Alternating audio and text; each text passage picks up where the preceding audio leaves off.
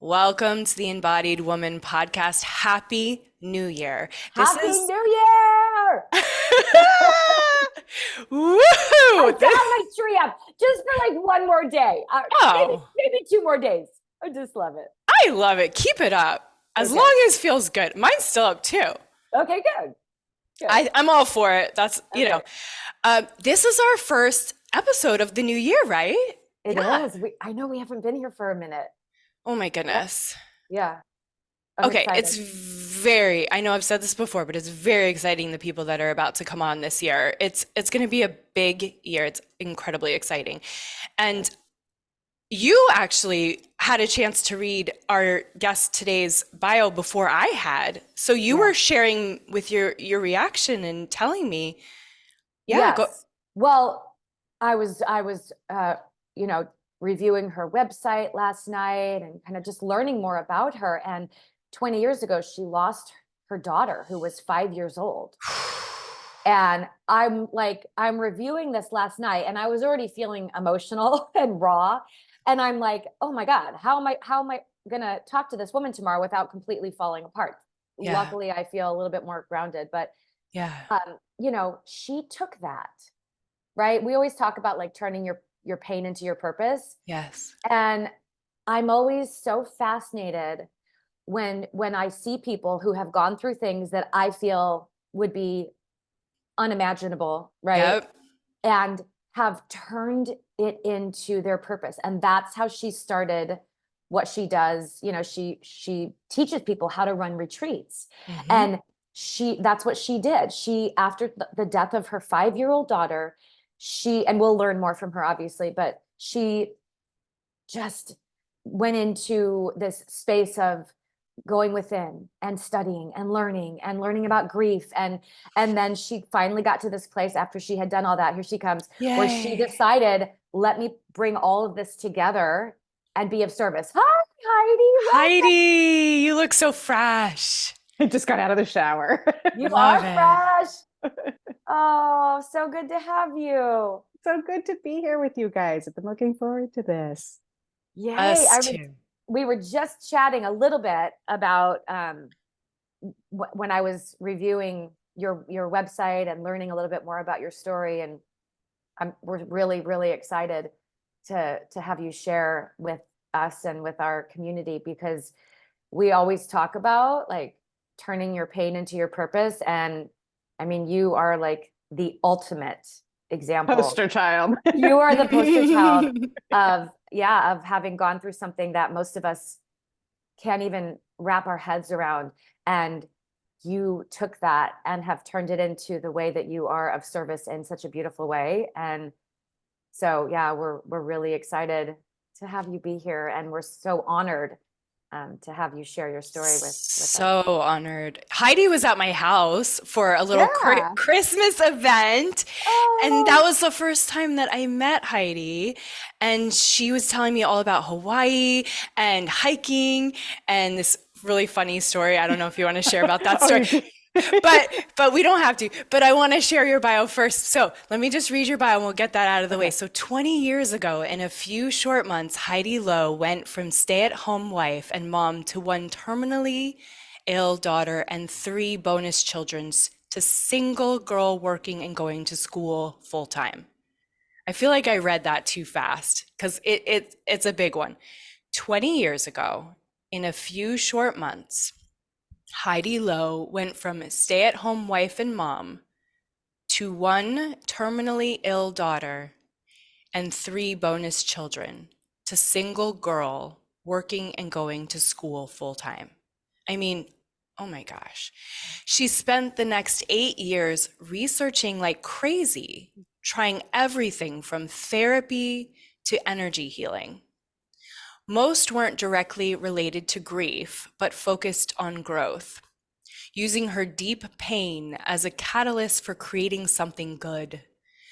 Born out of that work, she walked away from an established career in healthcare policy to start Ohana Oasis, a nonprofit serving bereaved parents nationwide with week-long retreats. What began as her facilitating one small retreat has expanded to retreats held regionally across the United States, a leadership training program, and new cohorts being full supported by trained alumni leaders. 10 years later, she's developed, facilitated, and overseen more than 15 retreats. Now Heidi's taking that retreat experience to show others who want to create their own heart-centered retreats how they can do it too. And then we'll share, we can share now that HeidiLow.com or Instagram is Heidi Christina. Thank you, Christina Yeah. Low. Heidi Christina Low is her, at Heidi Christina Low is Instagram. Oh my goodness. This is amazing.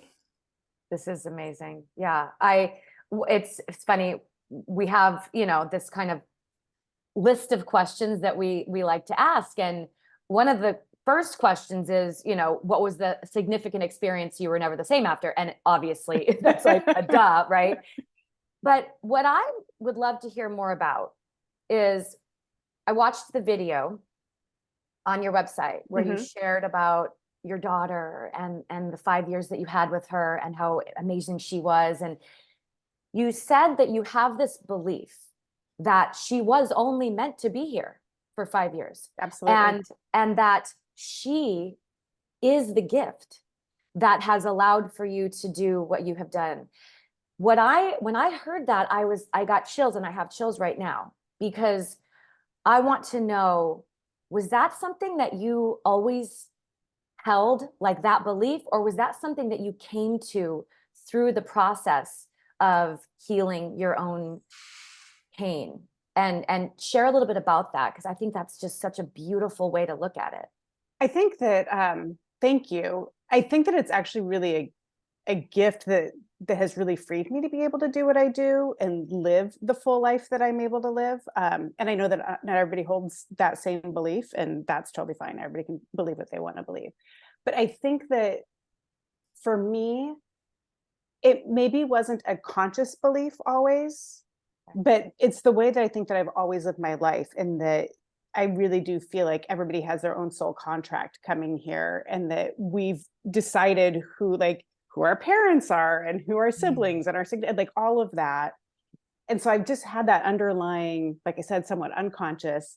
And so when she was sick, of course, fought like hell to keep her alive and thriving and healthy and live to adulthood. But there was that inner mom knowing all along that, like, I look back and I had like these moments of just knowing she was never going to make it to kindergarten. So when she died, I was like, well, yeah.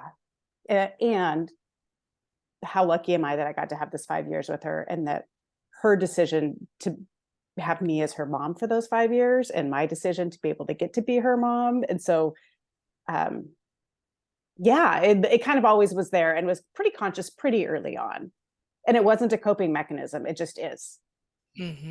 I love that. I mean, I believe that, but when it's presented to you in the experience that you had, that belief is really tested. And so the fact that that still holds true for you is unbelievable. I also love how you talked about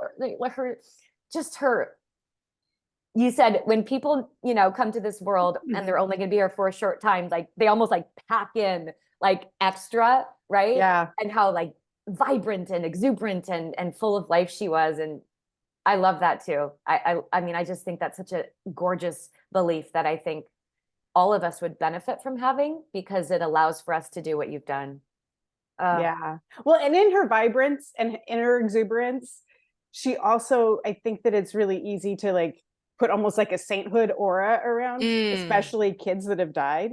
And her vibrance and exuberance was often like grumpy, like, here are my boundaries and you have crossed them and you haven't earned your keep to get my vibrance and exuberance. So it didn't always come across as this bright, sparkly, playful, fun girl. And she absolutely was that. But Yeah, it was the whole package, just like all of us. yes. I do believe that people who leave this earth sooner than others, on some level, know And I do believe Absolutely. that that is why they're so big in their expression of who they are, and they're so just on purpose with sharing their heart with people. I've 100% experienced agree. that with the people that have left early. Yes. Yeah. Yeah. Yeah. And so what is she continuing to teach you now? I'm curious. Do Oh you visit gosh. with her every day? Like, how do you hear her? She is very much a part of my life. And it's in some ways because she would be 20, almost 24 if she Okay. were alive. And in some ways, I feel like I get the greater gift if I get to spend more time with her and have a closer relationship to her now than I would with a 24-year-old who is off living her own life, doing her own thing, and meeting up with mom for lunch once in a while because she has to. Yeah. um, and so in terms of teaching, it's almost like at this point, because it's been 20 years, it's like she's always there and I can touch into her whenever I want to, but it's not like this pervasive, all-encompassing thing for Mm. me. It's more of a like, kind of like if you feel like you have spirit guides or angels, it's kind of like that where you can tune in, tap in. Um, Yes. and I would say she's part of that team. And so I feel like I've really never like articulated this. This is interesting.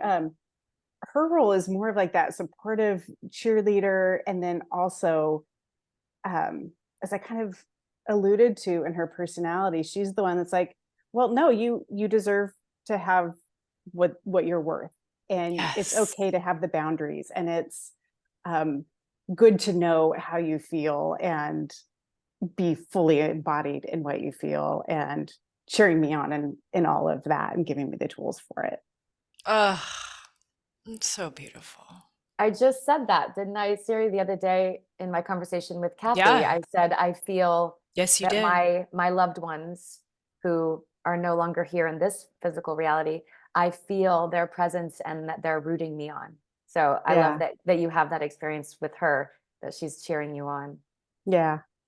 Um, so in your bio, you talk about going from a wife and a mom to a single girl working and going to school full time. Can you share a little Mhm. bit of like what happened, how that happened? Yeah. So I actually I did not go straight to college right out of high school. I actually went and lived in France and then came back and started school, then met my husband and put school on hold, but I always knew that I was a college graduate. I just hadn't got to college yet.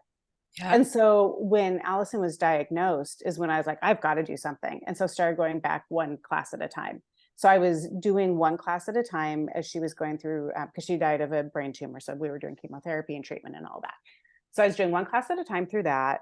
And then she died in the summer. And so then it was like, okay, well, game on. I'm going to do school full time.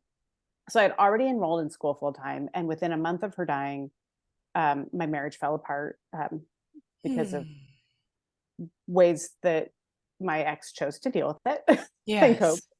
And so then I like out of necessity had to like get an apartment and put myself through school and pay for life. And so ended up working at a law firm while I went to school. So that's Wow. kind of happened. It wasn't like, oh my gosh, I'm going to go conquer the world. It was like, okay, the world's conquering me, or I can play with it.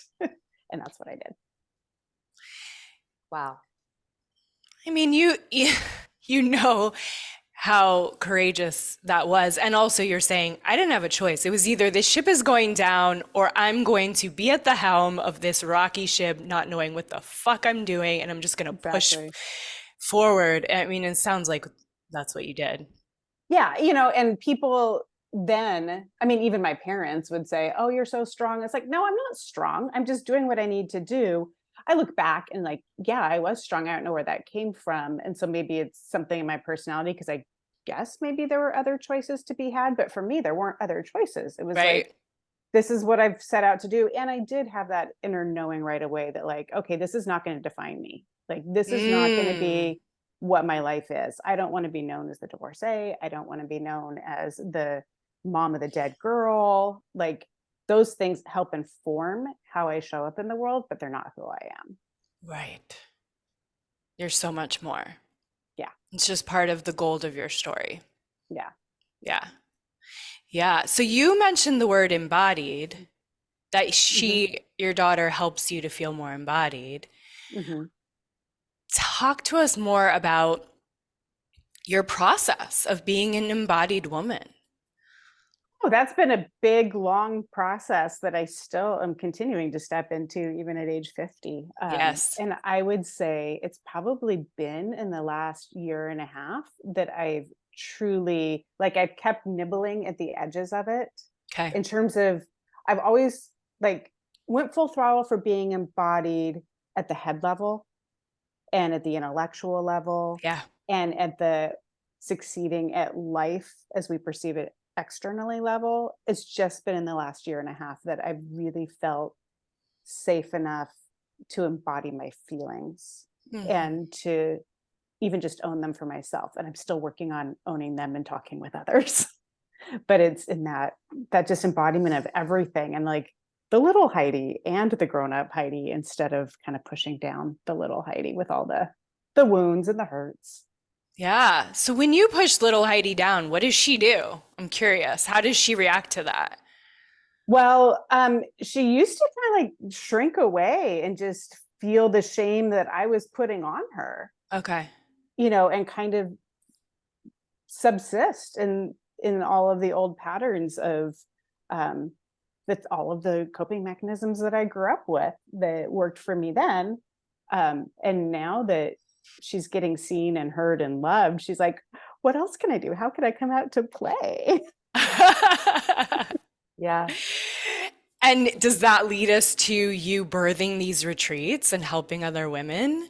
Well, so the retreats, actually, that was more of a head game, to be perfectly honest. It Okay. was looking through all the resources that had worked for me, because I was blessed enough to have both the internal skills to know what I needed to do in terms of like accessing different resources, and financially I had a good career, so I was able to like spend the time finding all these different things. But I'm very much an internal processor and wasn't like the support group girl or anything like that. So it was me intellectually saying, oh my gosh, I've gained all these tools. How can I give them to other parents? And it just happened to be retreats, which is ironically, a lot of people got so much out of the connection, and that was not my goal.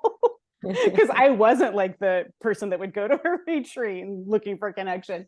So that was actually more head, led by heart, Okay.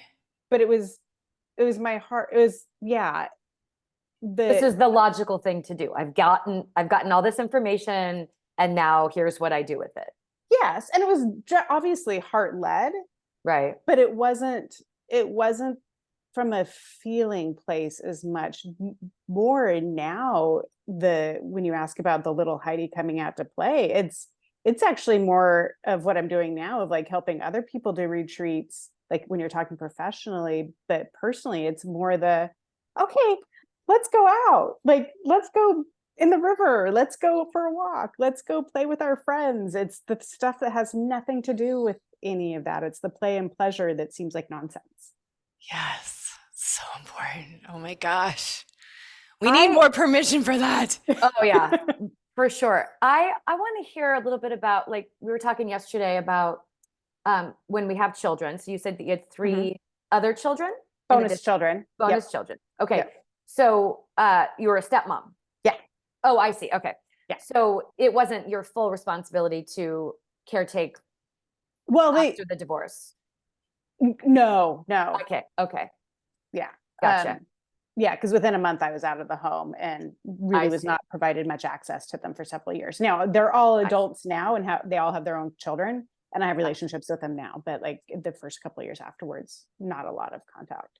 I see. Okay. So you were just thrown into this, like, okay, I'm on my own now, and Mhm. what am I going to do? Totally different identity shift.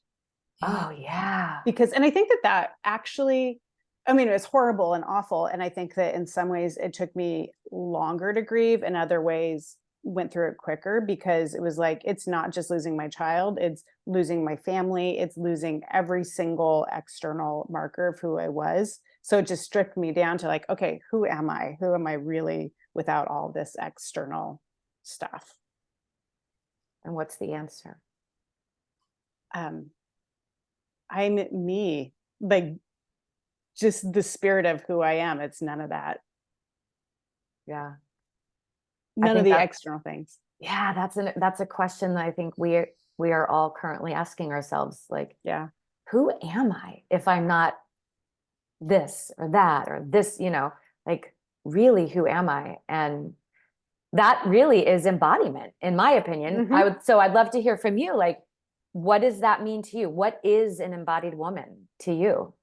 I think an embodied woman is somebody that, for me, is somebody that owns all of the crazy mess that's going on inside and says, okay, here it is. Like, this is just me, and can be honest with it. And yes, we continually evolve, and we continually want to show up better. Or, I mean, I hate to use that word, but like, it's not about like, here I am in my hot mess, take me or leave me. It's like, here I am in my hot mess, love me, and let's talk about how we grow and evolve and Yes. serve each other. Yes, yes, yes, yes, yes. It's Totally. so healing to hear you say it that way. Oh, thank you. Truly. Yeah. Yeah. So, Radical ownership of, this is me, this is my hot mess, and I'm taking radical ownership of how I want to, heal those aspects of myself that are feeling like a hot mess, and love those aspects of myself, and integrate those aspects of myself, and grow into the version of me that feels the most empowered and embodied and worthy and deserving of everything, like you said, that your daughter often reminds you. You are deserving, you are Yeah. worthy, right? Well, and I feel like the more that I am willing to just acknowledge the hot mess parts and not try to be perfect, and even try to be perfect, not even just for myself, but try to be perfect for the other people in my life, the Right. more that I'm just like, here's who I am, and love who I am, the more loving I am to other people. Because it's Right. like, however we treat ourselves really ends up reflecting to other people. So the more perfectionist I am with myself, the more perfection I demand from others at a subconscious level. So Yep. the more I Yeah. love my messy, the more I love their messy. It's so true. Yeah. Oh my gosh, Yeah. that perfectionism. Yeah, it's a killer. It's such an awesome defense mechanism. Really is. Mm. I'm so curious, Heidi, how you got into the retreat thing, and then like how it blossomed into this heart-centered mentorship that you're guiding other women to do. So it was like a divine download. Because I like went full throttle into my career, like had my absolute career that I dreamed of, like even down to, I want to like be dressed in power suits and heels during legislative session. And I had this whole idea of what I thought being the career woman was, and I had it. And then it was like downtime in the summer, and a friend sent a text to me, and he was in the same kind of political realm, and we like talked about like fantasizing about going off and doing something random, each of us, like totally different random things. Like he thought about being a rodeo clown. I never thought of that. He didn't do it, but he sent me this text. He's like, that's it, I'm leaving, you're not going to hear from me for 3 months. And I got insanely jealous. And I wasn't like, I'm jealous of him. What is it that I'm envisioning myself doing? And in that moment, I gave myself full permission to say, if I had it all my way and there were zero barriers, what would I be doing? And just let myself really feel into it, and realize I'd be on a tropical island doing my own thing, serving other parents. And so then I went, and so that's like, I think the first real step of embodiment of Yeah. going into like, what is my real true soul call for Yes. and yearn for? And then once I had that, and it just felt that like that clear plumb line and total alignment, then I jumped into the logical and was like, okay, well, what's stopping me from doing it? And walk through the laundry list of things. It's like, well, I own a house. Okay, well, it's the bottom of the market, but I can put it on the market. And if I'm supposed to do it, and this is truly aligned, it'll sell. And if it doesn't, okay, well, then I know.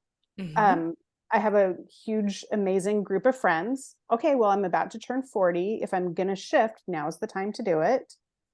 I have a great career. Okay, well, obviously it's not that great of a career if I'm having this fantasy. And oh, my family. Well, I already live 7 hours away from them. What's moving, you know, a 6-hour flight away? Yes. So I like went through it, put my house on the market on a Thursday, got a full price offer on the Sunday. And like Wow. I said, this is the bottom. This is like in 2000, would have been 2012. So we're talking when nothing was selling. Okay. Um, Wow.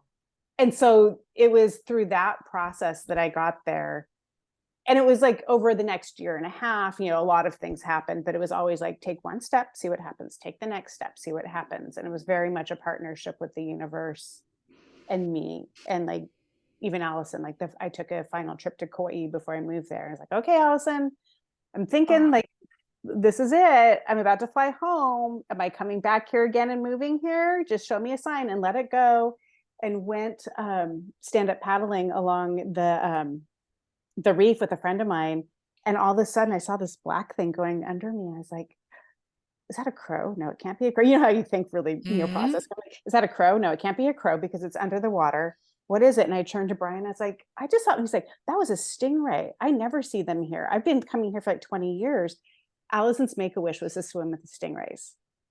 That's like a Moana moment. When the Oh grandmother my comes back as the God. stingray. Oh, Yeah, and that, wow. and when we went on her Make-A-Wish trip, she bought a gold stingray necklace. I mean, so that's how powerful stingrays are in relation to her. And so So when good. that happened, I was like, okay, Allison, I get it. I'm moving here. So I there's was, lots of things like that that happened. yeah, I was But gonna yeah, ask you, like, what did Allison say? yeah, Oh, Wow. yeah. That's incredible. That reminds me of our conversation. We had a woman on the podcast, Sarah Schulting Krantz, and she is a big paddle boarder. And she also talked about getting signs from her mom who had passed. And so I love these stories. It just reaffirms my belief that, you know, there's so much more to our So much more. experience here than we physically see with our eyes. Yeah. And Oh, go ahead. no, what you said, I just want to repeat what you said because I think it's so important when you talked about how it was one step at a time for you. Mm-hmm. It was one, your soul said, hey, what do you think about this? And you said, yes, let's try this one step. And you were in partnership with the universe. I love that so much. And I think that's what my life has been all about too, for the last 9 years, Mm-hmm. is learning to say yes to the call of my soul, one step at a time, knowing that I'm in partnership, I'm not alone. And sometimes I feel alone and I have to come back to this place where I feel that connection again. And that's what makes life an adventure.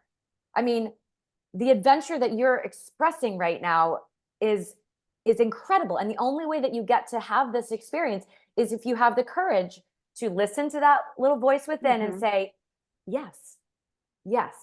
I don't know what's on the other side and I don't know the answer, but I'm just going to keep saying yes, one step at a time, and ask for a sign, ask for validation, ask for confirmation, and you received it. And then you continue to go along. I mean, that's incredible. Well, and I think to that point, like as I'm stepping now into like, because I'm actually turning over the nonprofit that did the retreats and stepping into teaching retreats to all sorts of new people. So it's a new business for me. Like I know what I'm teaching, but the format and stepping into a completely different business is somewhat scary. And so with that, I've come to recognize, okay, I move at the speed that I feel safe. yep. And so how do I create more safety so that I can move quicker? Like, how do I create this bigger bubble of safety around me so I can speed up? Yes. But That's so good. one of those pieces, as you were talking, Amber, is that it is when I know that I'm in partnership and I know that like, okay, that's the end goal that we saw in alignment together, me and the universe. Now I'm going to rely on the universe to direct my next step, and I don't have to get ahead of my skis. And so there's the safety in it. And then the steps can be quick. Like as soon as I respond to the step, the next step comes, but it does create that safety. Wow. I mean, it's just dripping with wisdom, everything you're saying. I want to hear more about how you create a retreat that is heart-centered. Yeah. So the first one, like I said, I took all of the stuff that had worked for me And I sat on the beach. I'm going to get like really just granular with you, and then I'll go, Yeah. bigger. But then I sat on the beach. And I was like, okay, universe, I've got these couples that are coming in a couple of months. Like, this is real. How do I do this? And so like just sat down and really sent that attention, and had a notebook, and I was like out in nature. I was at my favorite beach where there's not a lot of people, and set out with a notebook, and I was like, okay, how do I do this? And just started again, action, started to write it out. And then it fell into place. And it's like, oh, but I need something here. Okay, what worked for me that would fit within that? And so it was this, again, partnership of kind of divine download of what it was, and then also drawing on my experience. And once I did that, I took it to psychologists and social workers, because my degree is in political science. I was like, okay, am I going to break anybody if this is what I do with them? And they actually all said the same thing of like, no, you're doing exactly what I like.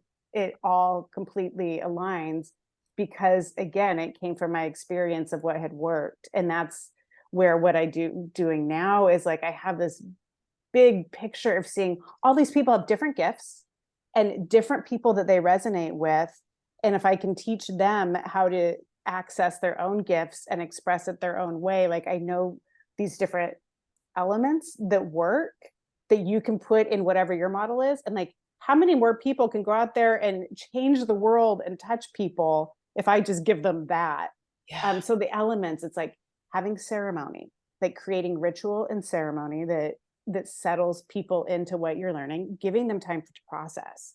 So often in retreats, when I talk to people or the couple that I've been to, it's like, it's jam-packed. They feel like, okay, we only have you for X number of days, X number of hours. We're going to just shove it all in there.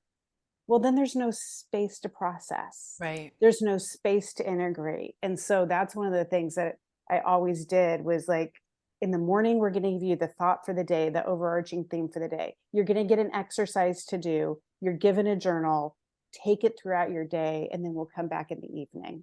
So there has to be space for that. You have to create safety. Yes. Like people are not, even if you're having them go out on their own, they need to feel safe in the environment. They have to feel safe with themselves. They have to feel safe with each other. You have to create easy wins early on so they feel confident in you and they feel confident in the process. What's an easy win? So like the first day, I have them figure out what their intention is for the week. Think about when you signed up to come to this retreat and put yourself on the line to get away from home for a week with your significant other.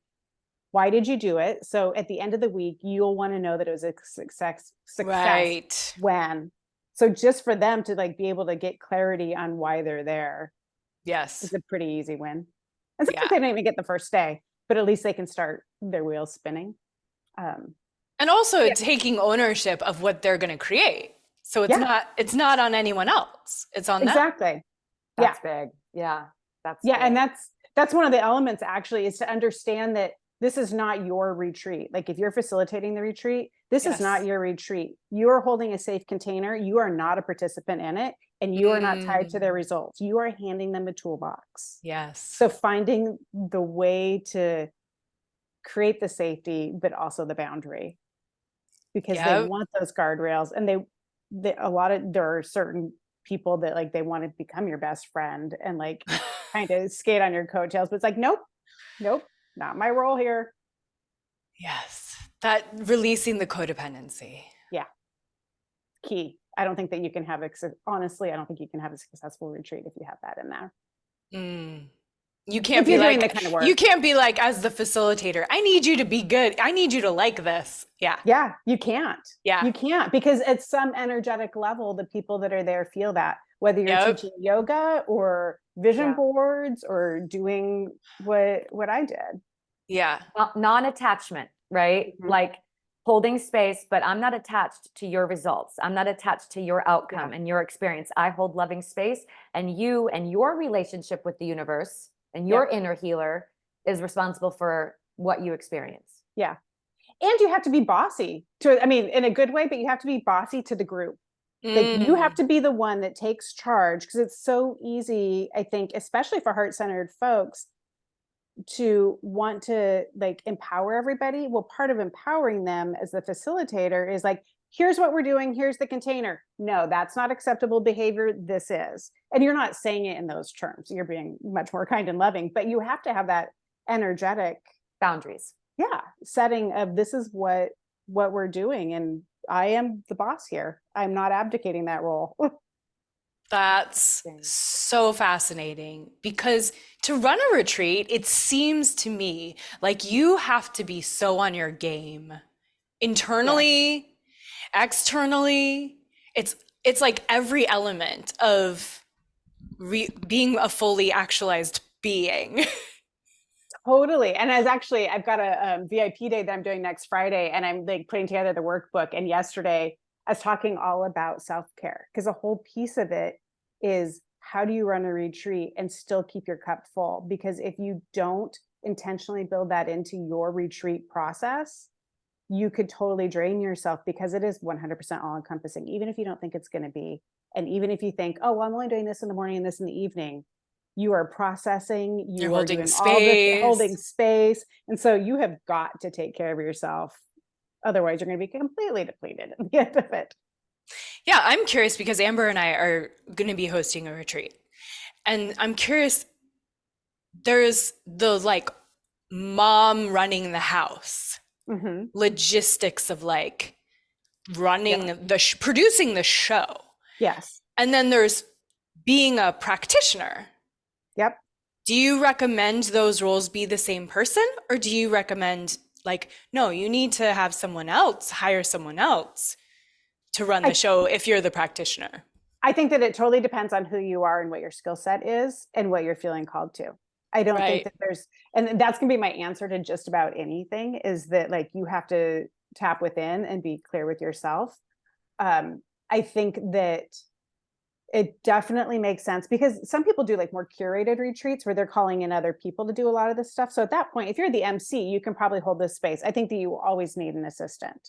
The first couple of retreats I did, we just didn't have the capacity. So I was doing everything. And finally I was like, okay, for me to show up, I needed an assistant. But can you grab the Kleenex? Can you turn up the music, turn down the music? So like you have to have an assistant. But in terms of the logistics, and I think that maybe I'm different because I have two very different skill sets, but like I teach how you can plan to within an inch of your life and plan everything and over plan, so that when you get there, when shit hits the fan, like it will. Yes. There's not a single retreat where it hasn't, but it's like you've already created space for it because you've done so much of the planning beforehand and you've put the systems in place so that when the things do happen, you can either show up for it or you can have your other person that shows up for it. But I think that like where there's two of you, like if there's somebody that naturally leans towards the logistics and somebody else that naturally leans towards the practitioner, you split it out. But it could be that one person's doing the practical behind the scenes while the other one's a practitioner, and then you swap. I see. It's the communication and the skill sets and really where your heart's leading you. Beautiful. That's so beautiful. It's such an art form. I mean, I feel like you probably could teach this over the course of several months. I mean, how do you work? So I'm just stepping into doing it this way, because I've been doing leadership trainings with my alumni for 5 years now. So I know that piece of it, but just stepping into it, I'm doing I probably going to end up doing like an 8-week course, but this time I'm doing an intensive, because I heard from a lot of people that I was talking to, like, I'm time poor and I want to get a retreat on the books in the first quarter of 2024. So I'm doing a 6-hour VIP intensive where we're going to do like, I'm going to teach, then I'm going to do like some time for them to actually go do it right away. Mm-hmm. So that then they can come back and ask me questions. Then they can pair off with one. I'm keeping it small to only 10 people. So then they can pair off with somebody else, run their ideas by each other in a really facilitated way. Because again, I'm all about the safety. You're going to go in this container and this is what you're going to do. You're going to do it for 2.5 minutes. You're going to do it for 2.5 minutes. Yep. Come back and then move on to the next thing. So at the end of that 6 hours, you've got the nuts and bolts of everything. And it's not just the logistics. It's like, okay, let's look at what you want, your intention. Now let's look at those different 8 elements and like what you envision for your ideal retreat. How are you working each of those elements into your program and your curriculum? And then at the end of that, some people will go on, like there's a next level, like a few weeks later, we'll come back and do more. And then I also am thinking I'm going to do a membership where people can come in like once a month and here's what we're doing. Here's more training, community type thing. So I'm kind of still playing around with it. So I'm open to ideas. I like the membership thing. I like Do that. ya? Yeah.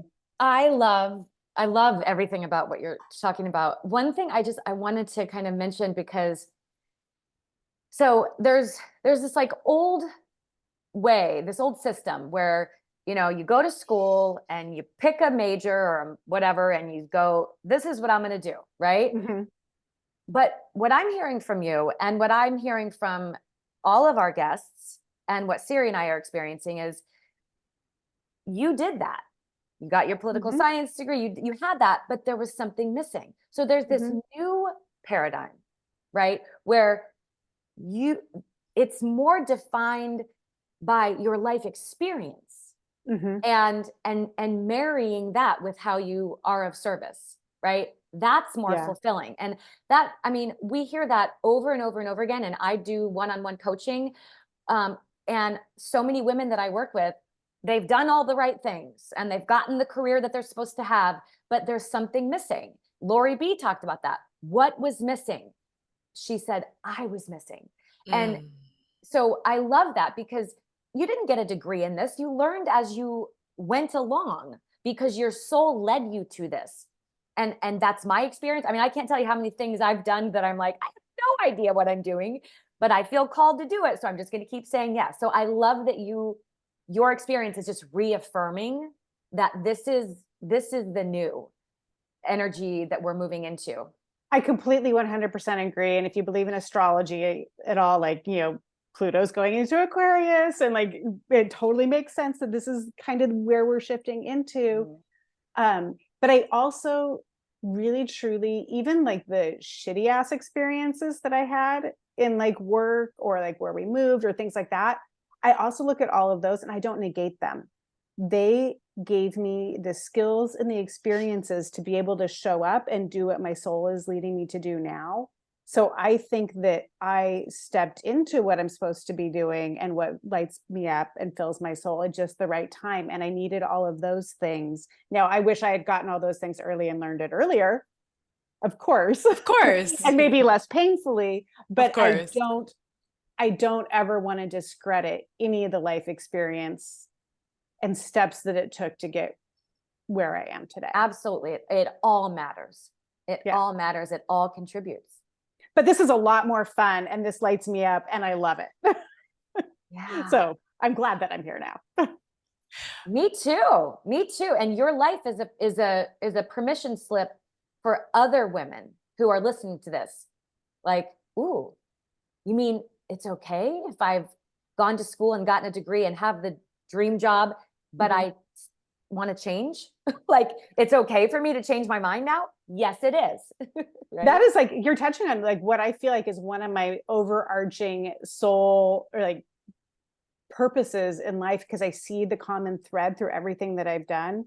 It is 100%, if I could tell anybody, if you have a dream and you're feeling an inner calling, even if you don't feel like it's a divine inner calling and doesn't feel really strong, if it's there for a reason, and go do it. You are empowered. The ways will show up on how to do it. Amen. We were just pausing for a moment of silence of the beauty of that statement. We're like soaking it in. Yeah. I'm just really wanting to hear a good story about like, what is, if you're okay with it, what is the worst story you've ever heard, either yourself or someone else, in terms of a retreat, like disaster, and what's like the absolute best experience that's ever happened? Oh gosh. Okay. So there's so many, like I can point to a disaster from every retreat. So like, I'll say the first retreat, and then like probably the biggest, oh my God, my first retreat. So like this, I'm still like, is this going to work? And oh my God, I have these people here, and what the hell am I doing? The second night we were there, we had one mom that was actually like 6 months pregnant So Okay. like, there's the context too, that like we need a bathroom, and like the main, and it was like they were out for the day coming back for dinner, and the main water line broke. So we had no water in the house whatsoever to cook dinner, to have a restroom, any of it. And so I had to think on my feet, and all of a sudden I'm like, okay, well, we're going out to dinner, and I'm not sure what we're doing after that. And fortunately, the place that we'd rented the house from ended up putting them in this amazing palatial place. And they're like, can the water mains or the water lines stay broken? We'd rather stay here. So it ended up now in every retreat, they go out to dinner one night. So we took that snafu, and it is now part of the, we turned it into gold. And like Yeah. we go out every time, and they were like, I love this house. Let's stay here. So the universe is like, if you roll with it, we can provide. And Beautiful. then we had a retreat. It was one of my lead facilitators. It was her and her husband are co-facilitators. It was their first retreat that they were leading on their own.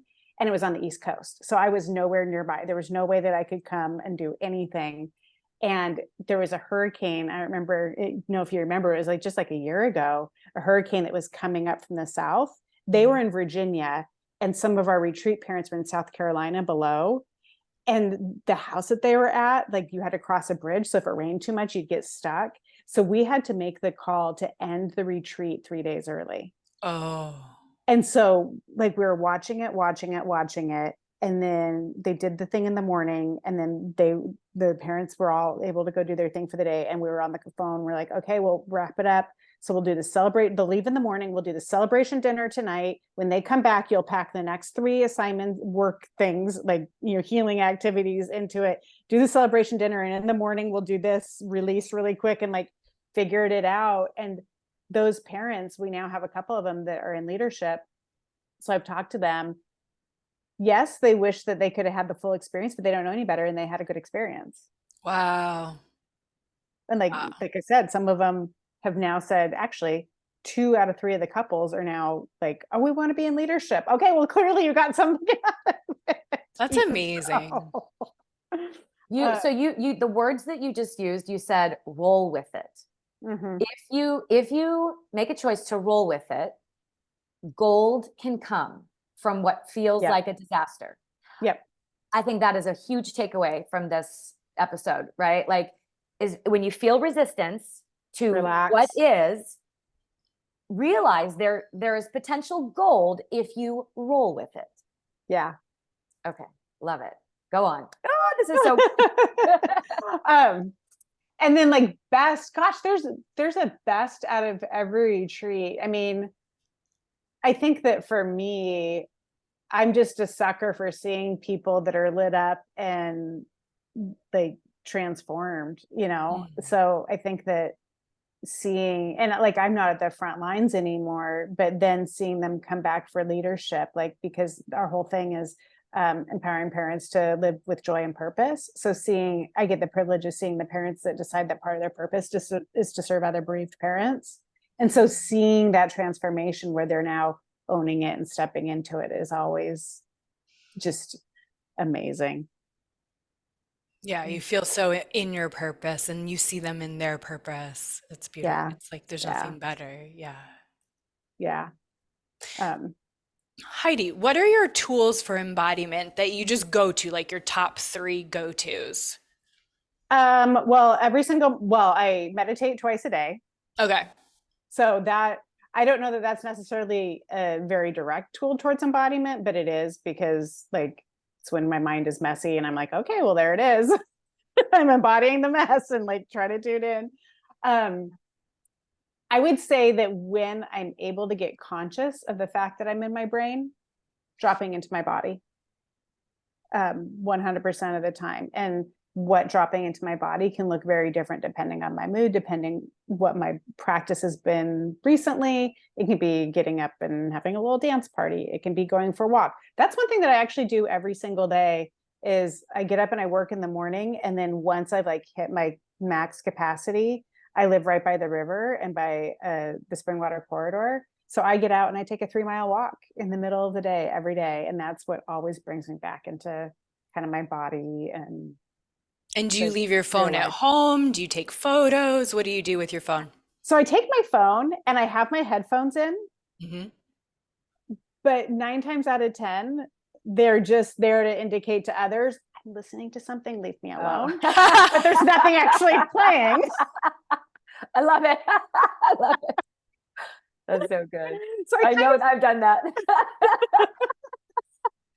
Oh, it's so Um, good. I can't hear you. I can't hear you. but I kind of just tune in. I mean, that's part of it is like, there isn't a set, besides knowing that I'm going to walk my 3 miles, it's not a set thing because I'm embodied in that of like, okay, tuning into like, what does my body want today? Does it want silence? Does it want to listen to a podcast?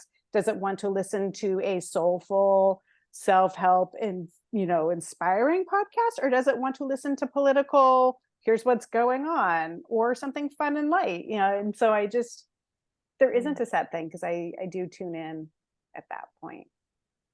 Amazing. Beautiful.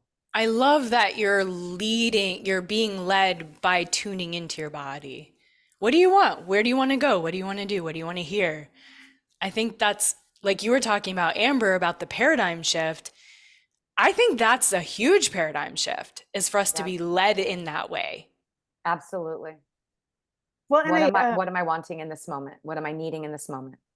yeah, I actually wrote a recent blog post and then put in my weekly newsletter. What do I do when I'm getting into that monkey mind? I tune in, turn on, tap in. Yeah. So like tune into what I want, turn on, and I mean like the all versions of turn on. Like I do. Oh, mean- we love it. We love it. Turn And then- on. Yeah, and then tap into the flow because like I can only tap into the flow of what is and what I'm supposed to be getting like from the universe once I've done those other 2 things. Yeah. Absolutely. Oh, we talk about all the time, like tapping into our innate sensuality and sexuality and life force energy as a woman. And you mentioned dance party. I mean, that's a big one for me. Mhm. As soon as I am feeling myself disconnected or disempowered, all those practices of how I turn myself on in all the ways, Yeah. it brings me back to my most empowered, embodied self. And then I can, make decisions from that space. It's a core of who we are as Absolutely. feminine creatures. We are creators. Yes. We create life. So like if we're not tuning into that piece, we're not fully functioning as we are created to. Absolutely. I couldn't agree more. I couldn't agree more. I'm curious how, if you feel comfortable sharing, like how do you get into your sexual embodiment? I think all sorts of ways. The dance party is part of it. I think that it's actually like really focusing like, hello, pussy, what would you like? And like actually, whether that's physically or even just emotionally, mentally, like tuning in and like, okay, listening to her. I love Yeah. that. Taking it out of the head and even taking it out of the heart. Just like, okay, physically, where am I feeling led and drawn and tingly? Yeah.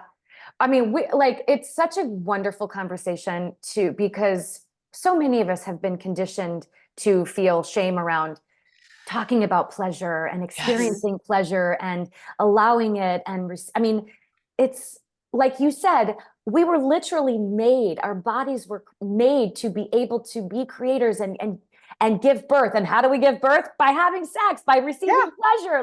And this is something that we're all like, oh, can I say that? It's like, yes, right. That's it. That's it. And it was such a huge, and this is actually just in the last couple of years, it was such a huge aha moment for me to realize that my sexual partner, he's more turned on knowing that I'm turned on. He's turned on knowing that like I'm really enjoying giving him a blowjob. Oh yeah. That's a turn on for him. Like Right.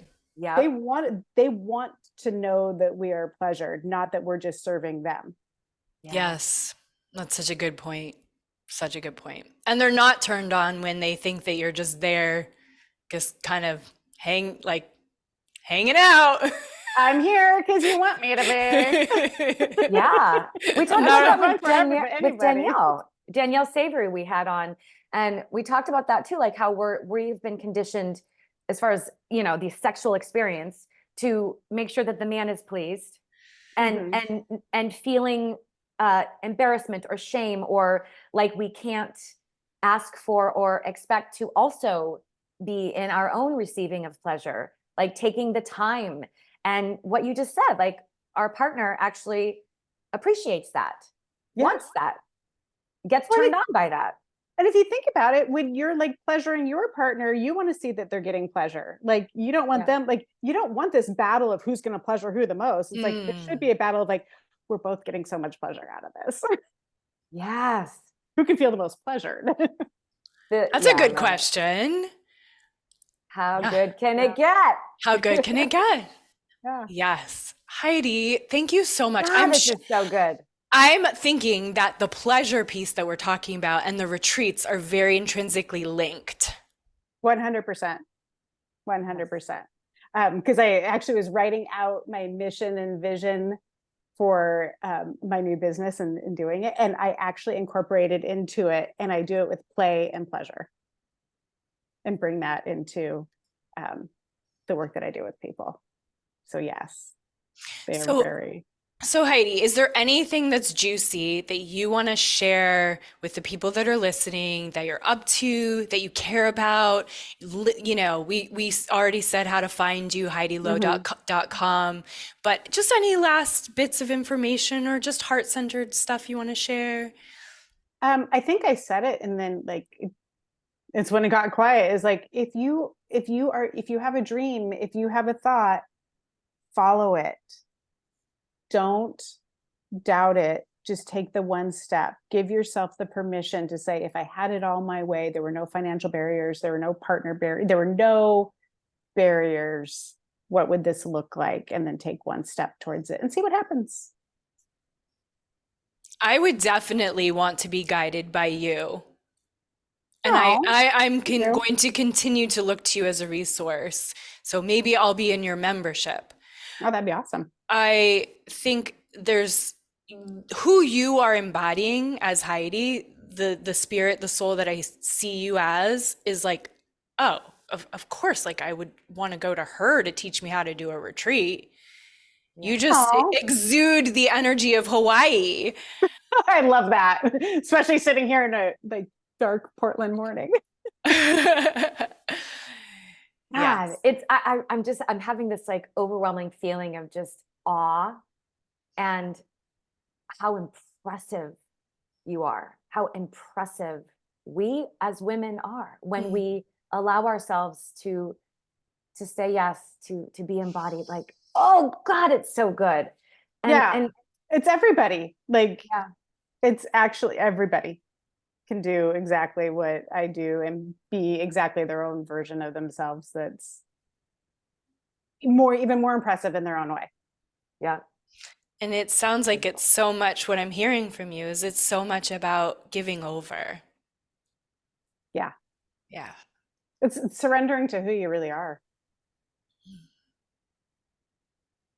I love it. I think you should be. Thank you so much, Heidi. This was such a gift. This felt so amazing to meet you and hear your story and hear how you've navigated one of the most challenging things a woman can navigate. Well, it's been a pleasure chatting with both of you. And I'm happy. Like, Amber, you're not in Portland, are you?